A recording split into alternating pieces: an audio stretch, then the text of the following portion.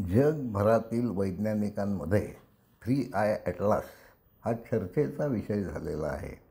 अवकाश भौतिकी विषयातील जाणकार त्यासंबंधी भिन्न मते नोंदवित आहेत. तो धूमकेतू नाही, आंतरतारकीय अवकाशातील अज्ञात जीवाने बनवलेली प्रगत यंत्रणा असावी असे आता अनेक तज्ज्ञांना वाटत आहे. अंतराळातील या वस्तूने गुरुत्वाकर्षणाचे नियम चुकीचे ठरवले आहेत. सूर्याच्या दिशेने जाताना वेग कमी करणे, सूर्यापासून दूर जाताना तो वाढवणे, दिशा बदलणे, रंग बदलणे, सौरवाताच्या तडाख्यात टिकून राहणे, सूर्याच्या दिशेने एक शेपूट असल्याचे दर्शविणे यासारख्या अनेक करामती या वस्तुमानाने करून दाखविल्या आहेत. सूर्याच्या पृष्ठभागाचे तापमान 5800 डिग्री सेंटीग्रेड एवढे असते. ॲटलासचे तापमान त्याच्यापेक्षा जास्त असल्याचे मत काही जाणकारांनी नोंदवले आहे.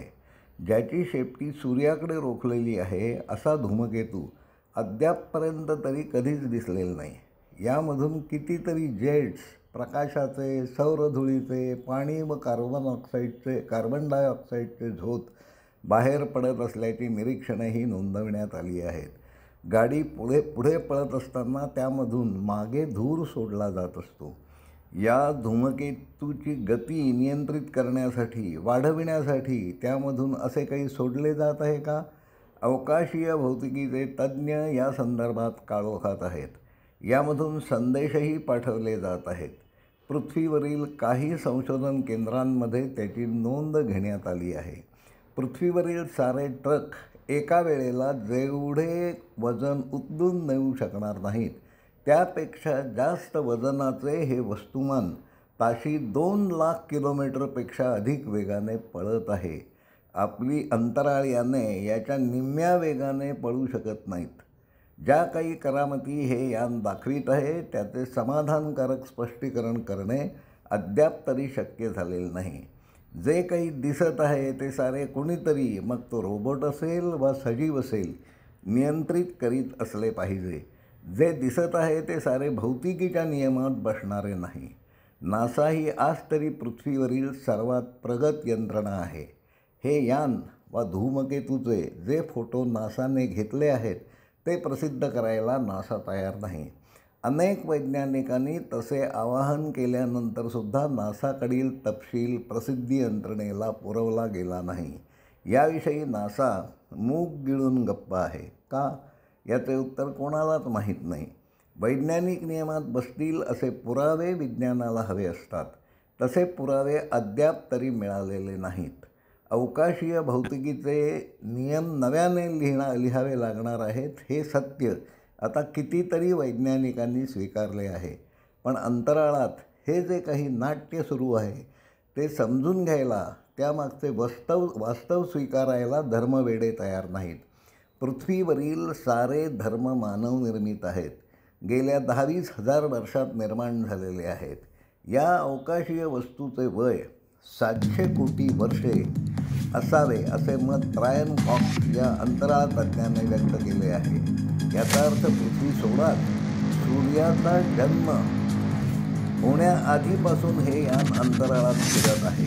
हा धूमकेतू पृथ्वीवर आदळेल आणि त्यामधून सर्वनाश घडेल अशा आशयाच्या बातम्या, व्हिडिओ यूट्यूबवर पाहायला मिळतात. त्यामध्ये तथ्य नाही. पण अंतराळात धूमकेतूचे जे नाट्य चालू आहे त्याविषयी अधिक जाणून घ्यावे असे अनेकांना वाटत नाही.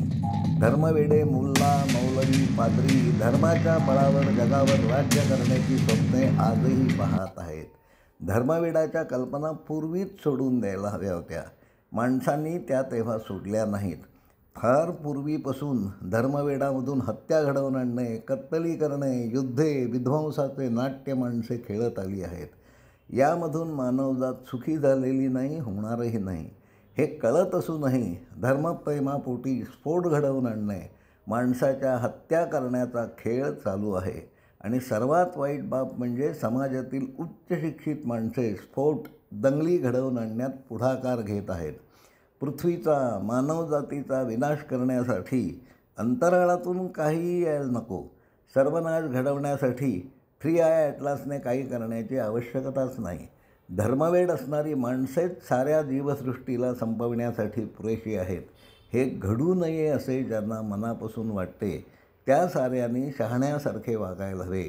अतिरेकी शहाणे होतील व होणारही नाहीत, पण त्यांना आवर घालण्याचा प्रयत्न समाजातील जबाबदार माणसांनी करायला हवा.